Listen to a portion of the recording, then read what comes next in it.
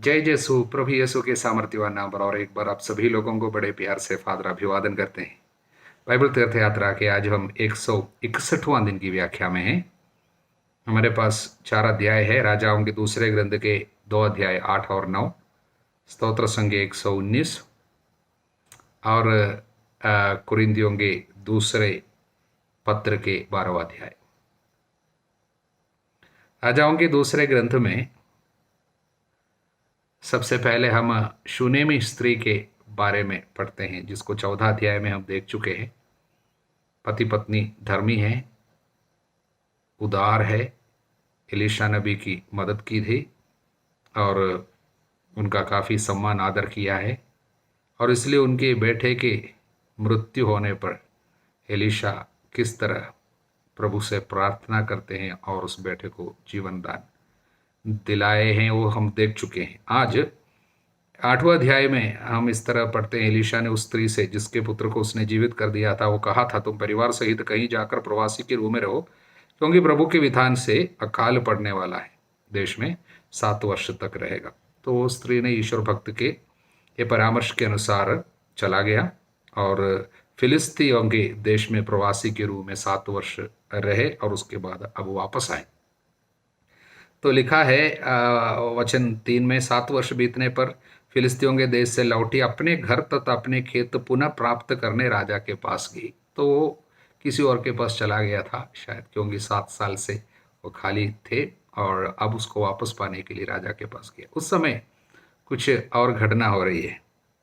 वचन 4, उस समय राजा ईश्वर भक्त के सेवक गेहसी से बात कर रहा था। उस समय जब ये स्त्री वहां पर पहुंची 7 साल के बाद, और राजा गेहसी से बात कर रहा था और उसने उससे कहा, मुझे एलीशा के सब महान कार्यों के बारे में बताओ। जिस समय वो राजा को ये बता रहा था, उसने किसी मृतक को जीवित कर दिया था। ठीक उसी समय वो स्त्री जिसके पुत्र को उसने जीवित किया था, अपने घर और खेत पुनः प्राप्त करने राजा के पास आ पहुंची।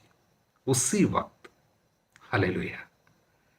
गेहजी ने कहा, मेरे स्वामी और राजा, ये वही स्त्री है और यही है उसका पुत्र जिसे एलीशा ने पुनः जीवित किया था। तब राजा उनके लिए जो कार्य उनको चाहिए था वो कर देता है। तो चमत्कार क्या है कि 7 साल के बाद जब ये स्त्री राजा के पास आ रही है एक विशेष कार्य को लेकर, और ऐसा हुआ कि उसी वक्त राजा और गेहसी में एक बात हो रही है एलीशा के बारे में, और वो स्त्री के बारे में जब बताए थे कि इनके एक ऐसे बेटे को जीवन दान दिया था, उसी वक्त वो बेटे को लेकर स्त्री वहां पर पहुंची। इसी को क्या कह सकता है? इत्तेफाक? बिल्कुल नहीं। परफेक्ट टाइमिंग, प्रभु का समय। प्रभु ऐसा कार्य करता है अपने लोगों के लिए, चुने हुए लोगों के लिए। वो अपना समय होता है, समय के the nick of the moment, क्योंकि समय के ऊपर प्रभु का अधिकार है, समय प्रभु का है। इसलिए प्रभु ठीक समय पर कार्य करता है। इस स्त्री के लिए किया, हमारे लिए भी जरूर करेगा। विश्वास करना। हम अपने जीवन में कई बार ऐसा ठीक समय पर प्रभु कुछ करता है। अगर वो सेकंड में नहीं होता तो फिर वो होने वाला नहीं था। हालेलुया। कुछ लोगों से अचानक मिलते हैं और उनके द्वारा कुछ कार्य होते हैं। इस तरह कई बार प्रभु ऐसा कार्य हमारे जीवन में किया है, करता है। और उसके तुरंत बाद हम एलीशा किस तरह हजाएल के साथ बात करते हैं। हजाएल कौन था? अराम के राजा का एक क्या है, सबसे निकट संबंधी और अधिकारी था। यानी राजा ये हजाएल पर बहुत भरोसा रखता था। अराम का राजा, सीरिया का राजा। तो बीमार हो गया था, राजा मरने की स्थिति में है। तब अपने साथी को, अपने जो उसके बाद जो अधिकारी आता है वही हजाएल, तो हजाएल को एलीशा के पास से भेजते हैं अपने बीमारी के बारे में पूछने के लिए। एलीशा ने ये उत्तर दिया, जाओ उससे कहो, आप अच्छे तो अवश्य हो जाएंगे, परंतु प्रभु ने मुझ पर प्रकट किया है कि उसकी मृत्यु हो जाएगी। उसको बोलो आप अच्छे हो जाएंगे, किंतु प्रभु ने मुझे प्रकट किया आपकी मृत्यु हो जाएगी। अच्छे हो जाएंगे, मृत्यु हो जाएंगी, ये कैसी बात है? मतलब बीमारी के कारण तुम्हारी मृत्यु नहीं होगी, बीमारी से तुम अच्छे होने वाले हैं, परंतु तुम्हारी मृत्यु होगी। प्रभु ने उन पर प्रकट किया था। और उसके बाद देखना वचन 11, इसके बाद ईश्वर भक्त निर्विकार भाव से उसे देखता रहा और रोने लगा। हजाएल ने पूछा, मेरे स्वामी रो क्यों रहे हो? उसने उत्तर दिया, मैं जानता हूं कि तुम इस्राएलियों के साथ कितना बुरा व्यवहार करोगे। उस आदमी को, हजाएल को देखते रह गया और उसके बाद कहा और रोने लगा और बोला, तुम इस्राएलियों के साथ बहुत बुरा व्यवहार करने वाले हो। ये क्या बात है? हालेलुया। जब किसी को प्रभु कुछ बातें प्रकट करते हैं, उनको कितना ये अच्छी बात, मतलब वो आसान चीज़ें नहीं है। कई चीज़ें ऐसे हैं जब प्रकट होते हैं आपको रोना पड़ेगा। यहाँ पर आदमी रो रहे हैं। हालेलुया। इसमें सबसे मुख्य बात यह है कि ये जो हजाएल जो है, उनके अंतरतम में जो बुराई है प्रभु देखा, प्रकट किया। ये हजाएल जो है जाकर राजा को मारने वाला था, वही करता है। और उसके बाद वो राजा बनता है अराम का। और उसके बाद इज़राइल के ऊपर बहुत बुरा व्यवहार ये आदमी किया। ये सब कुछ जानता है कौन? प्रभु। और प्रभु इस पर प्रकट किया। उसके आंखों के सामने खड़े होकर, उनके सामने खड़े होकर, उनके आंखों को देखकर आंखों के सामने ये बता भी दिया रोते हुए, तुम इस्राएलियों के साथ ये सब करोगे। इससे संदेश क्या है प्रियजनों? प्रभु आपके हर एक कार्य को, आपके द्वारा जो बुराई होने वाले है उसको प्रभु देखता है। वहां पर उस समय जब ये बताया गया है, हजाएल क्या बोलता है, आपका ये दास है कुत्ता क्या है कि वो ये सब कर पाएगा? उसके मन में ये सब करने की इच्छा शायद उस समय नहीं थी, लेकिन वो भी प्रभु जानता है कि आने वाले दिनों में तुम क्या क्या पाप कर। इसका मतलब ये नहीं है कि पाप का जिम्मेदारी तुम्हारा नहीं हो। प्रभु जानता है तुम क्या क्या पाप करोगे। प्रभु अनुमति भी देगा पाप करने के लिए, अनुमति भी हम पर देता है। इसलिए तो प्रभु बताया तुम ऐसा करने वाले हो। किंतु इसका मतलब ये नहीं है कि तुम्हारे पाप के लिए प्रभु जिम्मेदार हो, ऐसा नहीं। प्रभु जिम्मेदार नहीं है। किंतु इससे संदेश क्या है? मनुष्य अपने पाप के लिए जिम्मेदार है, और हमारे अंतरतम में क्या क्या चीजें छिपे बैठे हैं उसको शायद हम भी नहीं जानते हैं। बुराई की ओर झुकाव, बहुत अंधकार अंतरतम में है। एक मौका पाने पर वो बाहर आएगा। इसलिए हमें चाहिए कि हम किसी पर भी दोष न लगाए, क्योंकि हम स्वयं नहीं जानते हमारे अंदर कितनी बुराई बैठी हुई है। एक मौका पाने से, एक प्रेरणा मिलने से, एक प्रलोभन आने से वो सब हम कर देते। आज भी हम अच्छे हैं, शायद हमको इतना प्रलोभन, इतनी बुराई की और इतना झुकाव और पाप करने की उतना मौका हमको नहीं मिला, इसलिए हम नहीं किया। कुछ लोगों को वो मौका मिले, वो सब किया होगा। इसलिए हम लोगों को चाहिए कि हम किसी पर दोष ना लगाए और दया करें। दूसरी बात, अपने पाप के लिए हमें जिम्मेदारी स्वयं लेनी है, हमारी गलती है। प्रभु लेकिन ये जानता है पहले से कि हम अपनी इच्छा से क्या क्या पाप करने वाले हैं, क्या क्या कार्य करे हैं, वो सब प्रभु जानते हैं। इसलिए हम पर हजाएल के सामने खड़े होकर एलीशा ने कहा, रोया, तुम्हारे द्वारा ये सारा कार्य होने वाला है, इसलिए रोया। हालेलुया। आगे दो और बातें इस अध्याय में देखने को है। वचन 18, वो यूदा के राजा यहोराम के बारे में। यहोराम और आहाजिया ये दोनों बुरे राजाओं में आते हैं। वचन 18, वो अहाब के घराने की तरह इज़राइल के राजाओं के मार्ग पर चलने लगा, क्योंकि इज़राइल के राजाओं, काफ़ी राजा बहुत बुरे कार्य करते थे। ये यूदा के राजा ज़्यादातर अच्छे होते थे, लेकिन इसके विषय में लिखा है ये भी यहोराम इज़राइल के राजाओं के मार्ग पर चलने लगा, क्योंकि अहाब की एक पुत्री उसकी पत्नी थी। उसने वही किया जो प्रभु की दृष्टि में बुरा है। ये आदमी ने वही किया जो प्रभु की दृष्टि में बुरा है, क्योंकि अहाब जो इज़राइल के राजा था, बहुत गंदा आदमी था, बहुत दुष्ट आदमी था।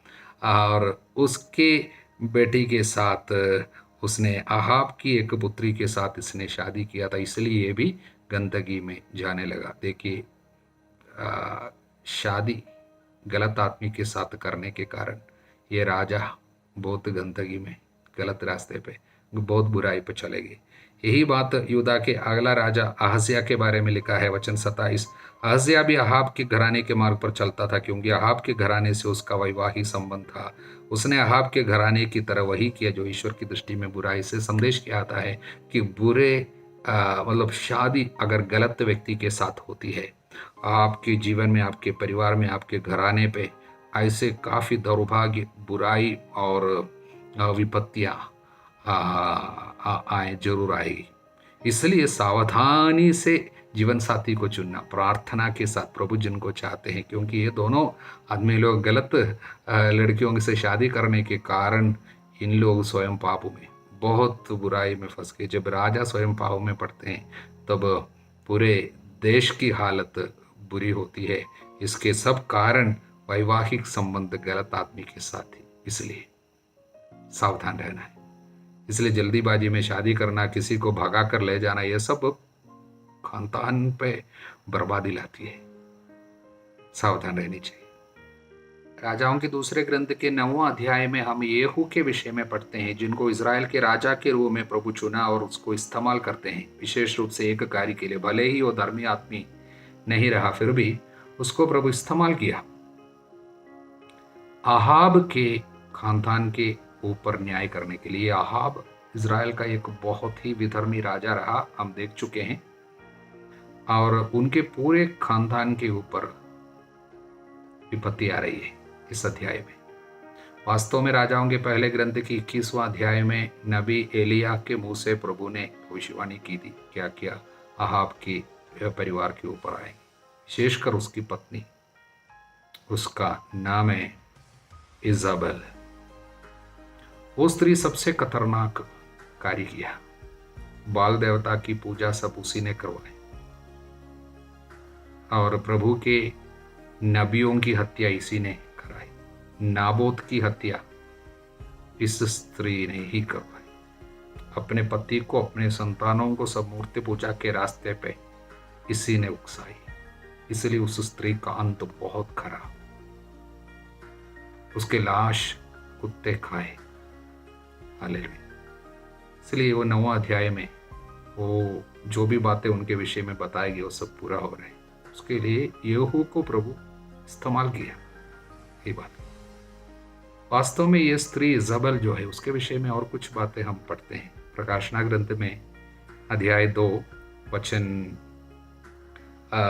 20 से। वहां पर धुआतिरा की कलीसिया को प्रभु बताते हैं, किंतु मुझे तुमसे ये शिकायत है कि उस स्त्री इजाबेल को अपने बीच रहने दे रही हो। ये स्त्री जो है इजाबेल, राजाओं के दूसरे ग्रंथ में अहाब की पत्नी के रूप में देखा वो नहीं है, किंतु उसका स्पिरिट, उसकी आत्मा, उसका स्वभाव, उसमें काम करने वाला दुष्ट आत्मा यहाँ पर ये कलीसिया पे काम करने के लिए कलीसिया ने अनुमति दिया। वो धुआतिरा की कलीसिया को प्रभु उससे एक शिकायत कर रहे हैं। मुझे एक शिकायत है, तुमने ये स्त्री इजाबेल को अपने बीच रहने दे रही हो। मतलब ऐसा स्पिरिट तुम्हारे बीच में है। क्या है उसकी विशेषता? वो अपने को नबिया कहती है, अपनी शिक्षा द्वारा मेरे सेवकों को व्यभिचार करने और देवताओं को अर्पित मांस खाने को बहकाती है। ये स्पिरिट का काम क्या है? दुष्ट आत्मा, मतलब एक इविल स्पिरिट जो पुराने विधान में इजाबेल में काम करती थी, किया करते थे, वही स्पिरिट कई लोगों में आज भी काम करते हैं। उसकी विशेषता कि वो लालच, घमंड, और अपने लालच के कारण कुछ भी करने को तैयार है। मूर्ति पूजा करेगी, वो जाएगी, यहाँ जाएगी, सब कुछ करेगी। प्रभु से उनको ज्यादा मतलब नहीं, मूर्ति पूजा करने को तैयार है, किंतु अपना नाम और अपना स्थान, अपनी महिमा, यह सब चाहती है। यहाँ पर राजा की पत्नी, अहाब की पत्नी, वही आत्मा उसमें काम करती थी। और नाबोत के जमीन हड़पने के लिए उन्होंने किस तरह नाबोत के ऊपर अभियोग लगाकर उनको मरवा डाला और लोगों से मूर्ति पूजा कराई और व्यभिचारिणी है, वासना का पाप उसमें, ऐसी स्त्री है। मैंने उसे पश्चाताप करने का समय दिया, वचन 21 प्रकाशना ग्रंथ, किंतु वो अपने व्यभिचार के लिए पश्चाताप करना नहीं चाहती। देखो मैं उसे रोगशैया पर पटक दूंगा, यदि उसके साथ व्यभिचार करने वाले उसके कर्मों से विमुख नहीं होंगे तो मैं उन पर घोर विपत्ति उठाऊंगा, मैं उसकी संतति को मार डालूंगा। ये सारी बातें पुराने विधान में, राजाओं के ग्रंथ में अब हम देखे, ये यहाँ पर भी बताया गया। हमें सावधान करने के लिए प्रभु ऐसी एक आत्मा, दुष्ट आत्मा है, सावधान नहीं है तो ये हमारे ऊपर भी कार्य कर सकते हैं। लालच, अपनी महिमा, स्वार्थ के लिए कुछ भी करेंगे। कोई भी पूजा करने को तैयार है, फायदा के लिए कुछ भी करेंगे, किसी के साथ व्यभिचार करने के लिए भी तैयार है, पैसा के लिए। ऐसी स्त्री, ऐसे एक आत्मा पुरुषों में भी कार्य कर सकते हैं।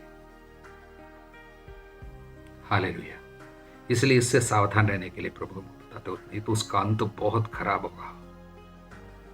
हालेलुया। पश्चाताप करने के लिए प्रभु मौका देता है, किंतु इसने पश्चाताप करने के लिए अस्वीकार किया। पुराने विधान में, अब हम राजाओं के ग्रंथ में भी उस स्त्री को भी मौका मिला था लेकिन पछतावा नहीं किया, इसलिए उनका अंत भी बहुत बुरा हुआ। हालेलुया। अब हम स्तोत्र संख्या 119 पर जरा मनन करेंगे। 176 वचनों के साथ बाइबल के सबसे लंबे अध्याय के रूप में यह स्तोत्र हमारे पास आता है। स्तोत्र संख्या 119। इसकी रचना किसने की है, इसके विषय में ईश शास्त्रियों के बीच में मतभेद है, किंतु ज्यादातर लोगों की मानना है दाऊद ने ही लिखा है। कुछ लोग मानते हैं यसरा और कुछ लोग बताते हैं शायद दानिएल ने इसकी रचना की। कैसे भी हो, इसका सबसे महत्वपूर्ण संदेश जो है ईश वचन का महत्व है, प्रभु के वचन का सामर्थ्य और उसकी महिमा का बखान है पूरा ये स्तोत्र। इसलिए ईश वचन के लिए अलग अलग शब्द इस स्तोत्र में हमें देखने को मिलता है। मुख्य रूप से 8 शब्द ईश्वर के वचन के लिए इस्तेमाल किया हुआ है इस स्तोत्र में। वे है नियम, प्रभु का नियम, प्रभु की आज्ञा, दूसरा वचन आज्ञा शब्द इस्तेमाल किया। शिक्षा, प्रभु तेरी शिक्षा, तेरी संहिता, यह चौथा शब्द है संहिता। 5वां शब्द इस्तेमाल किया है वो है आदेश, और 6वां शब्द प्रभु के वचन के लिए वो है वचन, और 7वां प्रतिज्ञा, और 8वां शब्द इस्तेमाल किया गया है वो है निर्णय, प्रभु का निर्णय। इस तरह 176 वचन जो इसमें है, सब में प्रभु वचन से जुड़ी हुई बातें बताई गई है। हालेलुया। और एक बात है, जिसने इस स्तोत्र की रचना की है वो व्यक्ति जो भी हो, बहुत सारा संकट अपने जीवन में सहा है। व्यक्तिगत जीवन में बहुत ज्यादा तिरस्कार, दूसरों से उपहास, निंदा और जीवन भर दुख को झेलने वाला एक व्यक्ति है। इसलिए इस पूरे स्तोत्र में हमें देखने को मिलता है उसके दुख के बारे में। उदाहरण के लिए आप देख सकते हैं 23वां वचन, 42वां वचन, 51वां वचन और वचन 61, वचन 86, 71, 95, 110, 121, 134, 143, 150, वचन 153, 161, यहाँ सब दुख भोग के बारे में लिखा। लेकिन सबसे सुंदर बात जो है, अपने जीवन के सारे दुखों में वो वचन को यूं ही पकड़ा है। हालेलुया। वचन को नहीं छोड़ा है। जीवन के सारे दुखों में उनको वचन से सांत्वना मिलता है, सहारा मिलता है। वचन जो सदा सर्वदा बनी रहती है, आकाश की तरह चिरस्थायी है, जैसा कि वो हमको बताता है, उस वचन पर उनका भरोसा है। दुखों में उसको वचन मिल जाता है। इसलिए वो बताता है 52 नहीं 92 वचन 92, यदि तेरी संहिता से मुझे अपार आनंद नहीं मिला होता तो मैं अपनी विपत्ति में मर गया होता। मैं कितना पहले मर गया होता। वचन मुझे आनंद देता है, इसलिए मैं जीवित हूं। इसलिए इस स्तोत्र से हमको संदेश क्या मिलते हैं कि प्रभु का वचन जो है वह मानव जीवन के हर एक समस्या में साथ देता है। अगर किसी व्यक्ति को आध्यात्मिकता में बढ़नी हो तो उनको वचन को सीखना होगा, क्योंकि वचन के प्रति इसका लगाव और वचन सीखने का उसका उत्साह और वचन पर चलने का उसका आग्रह बराबर हमें इस लंबे स्तोत्र में देखने को मिलता है। इसलिए वचन की तुलना में इस दुनिया में कुछ भी नहीं है। वो एक संदेश है इसका। हालेलुया। और जीवन जितना तकलीफदायी होती है उतना ज्यादा वचन के प्रति हमारे हृदय में भूख प्यास होनी चाहिए, क्योंकि प्रभु की ओर मुड़ना वचन के द्वारा ही संभव होता है। हालेलुया। यदि आप वचन को छोड़ देते हैं, इसका मतलब है आप प्रभु को छोड़ देते हैं। इसका मतलब है अपनी आत्मा को गवा देता है। हालेलुया। इसलिए वचन के प्रति एक लगाव और भूख और प्यास ये स्तोत्र के द्वारा हमको प्राप्त होती है। प्रभु को धन्यवाद। अब हम कुरिन्थियों के नाम संत पौलुस के दूसरे पत्र के अध्याय 12 पर जरा मनन करेंगे। बहुत सुंदर कुछ शिक्षा इस पे प्रभु हमको देना चाहते हैं। इस तरह शुरू होती है, डींग मारने से कोई लाभ नहीं है, फिर भी मुझे ऐसा ही करना पड़ रहा है। इसलिए दिव्य दर्शनों, प्रभु द्वारा प्रकट किए हुए रहस्यों की चर्चा करूंगा। मैं मसीह के एक भक्त को जानता हूं जो 14 वर्ष पहले तीसरे स्वर्ग तक ऊपर आरोहित कर लिया गया। सशरीर या दूसरे प्रकार से ये मैं नहीं जानता, ईश्वर ही जानता है। मैं उस मनुष्य के विषय में जानता हूं कि वो स्वर्ग में आरोहित कर लिया गया। सशरीर या दूसरे प्रकार से ये मैं नहीं जानता, ईश्वर ही जानता है। उस मनुष्य ने ऐसी बातों की चर्चा सुनी जो अनिर्वचनीय है, जिन्हें प्रकट करने की किसी मनुष्य को अनुमति नहीं है। एक किस मनुष्य के बारे में? अपने बारे में।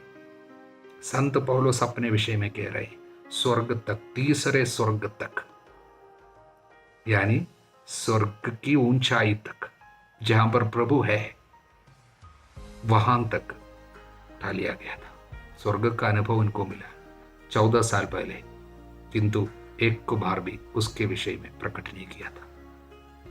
लेकिन अभी उसके विषय में कुछ बातें, इतनी बातें केवल, ज्यादा नहीं बताई। कारण क्या है? वो कहता है मुझे ऐसा करना ही पड़ रहा। वचन 6, यदि मैं गर्व करता तो ये नादानी नहीं होती, क्योंकि मैं सत्य ही बोलता। मैं गर्व करता तो वो नादानी नहीं, क्योंकि मैं सत्य बोलता हूं। लेकिन मैं ऐसा नहीं करता, गर्व नहीं करता।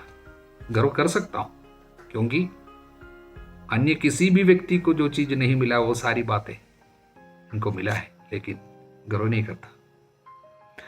किंतु इतनी बातें क्यों बताई? 11वां अध्याय, आप लोग झूठे धर्म प्रचारकों से सावधान रहे। कुरिन्थ की कलीसिया में झूठे धर्म प्रचारक लोग घुस गए थे। वे लोगों को भटकाते थे। सच्ची शिक्षा जो कुरिन्थ की कलीसिया ने संत पौलुस के मुंह से स्वीकार किया था, उसके ऊपर झूठी शिक्षा हावी होने लगी। ये झूठे धर्म प्रचारकों की तरफ लोगों का ध्यान जाने का कारण यही था कि वे लोग बहुत डींग मारते थे, गर्व करते थे। वे बराबर ऐसे अलौकिक, अभौमिक दर्शनों के बारे में बताते, सुपर नेचुरल विजन्स, उनके विषय में बोलते थे, अपने अनुभव के विषय में बोलते थे। हमको ये अनुभव हुआ, वो अनुभव हुआ। हालेलुया। लोग उस पर विश्वास करने लगा। हालेलुया। और वे झूठे धर्म प्रचारक लोग काफी अभियोग लगाने वाले थे। वे पौलुस पर अभियोग लगाते थे, वे कमजोर है, उनका शब्द ठीक नहीं है, वो पैसा आपके पास से नहीं लेता हुआ सब दिखाई दिया, लेकिन ऐसा नहीं है, वो आपको धोखा दे रहे। इस तरह काफी पौलुस के विषय में बुराई, चुगली और दोष लगाना, ये सब उनका काम। अब कुरिन्थ के कलीसिया को बहुत प्यार करने वाले पौलुस उनको झूठे धर्म प्रचारकों से बचाने के लिए कोशिश कर रहे। तब वो कहा, अगर डींग मारना है, गर्व करना है, मेरे पास तो बहुत है, बहुत कुछ है। इसलिए पिछले अध्याय में हम देखा कि अगर बोलना है तो मेरे पास बहुत है बोलने के लिए। वे इब्रानी है, मैं भी हूं। वे इसराइली है, मैं भी हूं। वे इब्राहिम की संतान है, मैं भी हूं। वे मसीह के सेवक है, मैं नादानी की झोंक में कहता हूं, मैं इसमें से बढ़कर हूं। कैसे बोल सकता है? सब बोलता है पिछले अध्याय में। और यहाँ पर वो बोल रहे हैं, डींग मारना है तो मैं भी मार सकता हूं। और मुझे ये बोलना पड़ रहा है। 12 साल के पहले, 14 साल के पहले एक ऐसी बात मेरे साथ हुई थी, स्वर्ग में आरोहित कर लिया गया। हालेलुया। और उसके विषय में ज्यादा नहीं बोलता है। वो कहता है कि अगर मैं गर्व कर सकता हूं तो गर्व कर सकता हूं, इसमें गर्व करना है तो, क्योंकि ये सच है, किंतु मैं ये नहीं करूंगा। हालेलुया। कारण मुझ पर बहुत सी असाधारण बातों का रहस्य प्रकट किया गया है, लेकिन मैं वो सारी बातों को आपके सामने रखने से आपका विश्वास बढ़ने वाला नहीं है। संत पौलुस का एक दृढ़ धारणा है कि मेरे अनुभवों को, मेरे असाधारण सी घटना मेरे साथ जो हुई है, मुझे जो भी दर्शन मिला है, वो सारी बातों के द्वारा नहीं आपका विश्वास बढ़ने की बात। इसलिए पिछले अध्याय में 11वां अध्याय में उसने क्या है, अपनी दुर्बलताओं के विषय में बताया। मैंने कितना सहा, मेरे साथ कितना दुख मुझे सहना पड़ा, उसका एक लंबा लिस्ट, एक सूची उसने दिया है, एक लंबी सूची। और इस अध्याय में भी वो कहता है, मैं अगर बोलना है मुझे तो मैं और एक चीज के बारे में बोलूंगा। वो क्या है? मैं घमंड न करूं, इसलिए मेरे शरीर पर एक कांटा चुभा दिया गया। मुझे शैतान का एक दूत मिला है ताकि वो मुझे घूंसे मारता रहा और मैं घमंड न करूं। मेरे अंदर एक कांटा है, मेरे शरीर पे। वो क्या है, वचन हमको नहीं बताता है। संत पौलुस कभी प्रकट नहीं किया वो कौन सी बात है। शरीर की कुछ बीमारी है, या कुछ मन की कुछ तकलीफ थी, या कुछ पाप की और कुछ झुकाव था, कुछ भी हो, वो हम नहीं जानते। कुछ बात, शैतान का एक दूत, इतना केवल प्रकट किया। अनेक ईश शास्त्री उसके विषय में काफ़ी सोचते हैं और काफ़ी चीज़ें बताते हैं कि कुछ बीमार थे, या उनको कुछ प्रलोभन होता था, या मानसिक रूप से कुछ प्रॉब्लम था, कुछ भी बोलते। लेकिन कुछ हम नहीं जानते, कुछ तकलीफ जरूर थी। और 3 बार उसने प्रभु से प्रार्थना किया, ये मुझसे हटा ले। वचन 9, किंतु प्रभु ने कहा, मेरी कृपा तुम्हारे लिए पर्याप्त है, क्योंकि तुम्हारी दुर्बलता में मेरा सामर्थ्य पूर्ण रूप से प्रकट होता है। वचन 9 बहुत सुंदर वचन है। प्रभु ने उनकी वो परेशानी को उनसे हटाया नहीं, बल्कि कहा, वो रहने दो, मेरी कृपा तेरे लिए पर्याप्त है। तू अपने अपने पर भरोसा मत रख, मुझ पर भरोसा रख। मेरी कृपा से तुम ये सारी चीज़ों का सहन कर सकता है और इसको पार कर सकते हो, इसको लेते हुए आगे बढ़ सकते हो। मेरी कृपा पर्याप्त है, तुम मुझ पर भरोसा रखना सीख। इससे हमको क्या संदेश मिलता है? इसलिए संत पौलुस क्या बोलते हैं, इसलिए मैं बड़ी खुशी से अपनी दुर्बलताओं पर गौरव करूंगा, जिसे मसीह का सामर्थ्य मुझ पर छाया रहे। मैं मसीह के कारण अपनी दुर्बलताओं पर, अपमानों, कष्टों, अत्याचारों, संकटों पर गर्व करता हूं, क्योंकि जब मैं दुर्बल हूं तभी मैं बलवान हूं। हालेलुया। प्रियजनों, इसके द्वारा संदेश क्या मिलता है? सबसे महत्वपूर्ण संदेश क्या है इसमें? वो ये है कि ईसाइयों का जीवन परेशानी से और कष्ट, दुख, तकलीफों से दूर है, कभी नहीं सोचना। मतलब ईसाइयों के जीवन में कष्ट नहीं आएंगे। ये झूठे प्रचारक लोग क्या समझाते थे? हाँ, हम ऐसा संदेश देते हैं कि आपकी उन्नति होगी, पैसा ज़्यादा मिलेगा, ये होगा। उन्नति का केवल संदेश देता था। लेकिन संत पौलुस के द्वारा प्रभु प्रकट करते हैं कि तुम्हारी दुर्बलता में मैं अपना सामर्थ्य प्रकट करूंगा। इसलिए संत पौलुस कहते हैं, इनको प्रकट करना ये चाहते हैं कि देखिए, मैं अगर चाहता है इतने साल मैं अपने अपने बड़े बड़े कार्य जो मेरे साथ हुआ उसके विषय में मैं बोल सकता था, लेकिन उससे प्रभु प्रसन्न नहीं है। वो मेरे लिए प्रभु कुछ दिया, लेकिन आपकी आत्माओं को बचाने के लिए वास्तव में जो चाहिए वो है संकट, दुख, तकलीफ। वो मैं अपने ऊपर ले रहा हूं। इसलिए संत पौलुस का पहला संदेश इसमें यह है कि Christian life is not devoid of problem. आपको कोई भी आकर प्रॉस्पेरिटी गॉस्पल बताए, आप ईसाई है इसलिए आपको बीमारी नहीं होनी चाहिए, आप ईसाई है आपको कष्ट नहीं होना चाहिए, आप ईसाई है इसलिए आपको पैसा में उन्नति होनी चाहिए, आप ईसाई इसलिए आपके घर में कोई बीमार नहीं होनी चाहिए, आप ईसाई है, प्रभु में विश्वास किया है इसलिए आपका कोई कष्ट, आपको दुख झेलना नहीं, इस तरह कोई सिखाता है वो शैतान के दूत है, प्रभु की ओर से नहीं। हालेलुया। कुछ लोग इस तरह, शैतान इस तरह झूठा सिद्धांत लेके आता है कि आप यीशु, आप ईसाई है, आपके घर में तकलीफ नहीं होनी चाहिए। आप कहां विश्वास करता? आप विश्वास करता है तो आपको तकलीफ नहीं होनी चाहिए। नहीं है प्रियजनों, तकलीफों में ही प्रभु अपना सामर्थ्य प्रकट करता है। हालेलुया। इसलिए प्रार्थना का मतलब यह नहीं है कि दुख दूर होगा। देखिए, तीसरे स्वर्ग तक आरोहित गया हुआ एक व्यक्ति अब हमको बोलते हैं, मैंने प्रार्थना किया था 3 बार, लेकिन प्रभु ने क्या बोला? नहीं, तुम बीमार रहने दो, तुम्हारे जीवन में वो कष्ट रहने दो, वो तकलीफ की उपस्थिति वहां पर रहने दो, वहां पर मैं सामर्थ्य प्रकट करूंगा, तब तुम मुझ पर भरोसा रखना सीखोगे। हालेलुया। इसलिए प्रार्थना का मतलब ये नहीं है कि परेशानी दूर हो। परेशानियों के बीच में भी भरोसा रखने की कृपा प्रभु दिलाएगा। प्रार्थना में वो चाहिए हमको। माई ग्रेस, मेरी कृपा पर्याप्त है। वो कृपा क्या है?